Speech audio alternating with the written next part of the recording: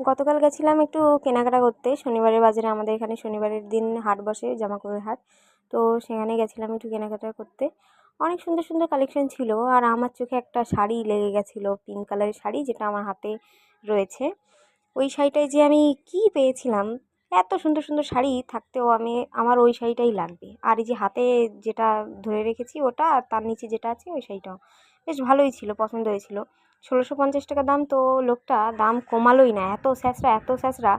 আমি 1200 প্লাস দিতে চেয়েছি, তারপরেও কমায়নি। সন্ধ্যার সময় আবার গেছিলাম, 1300 টাকা বলার সত্ত্বেও আমাকে শাড়িটা দিল না, এত স্যাঁচড়া। ও শাড়ি বিক্রি হবে না, আমি নজর দিয়ে আইছি। ওই শাড়ি দাগ মাগ লাগিয়ে কিছু একটা হয়ে নষ্ট হয়ে যায়, ব্যাস।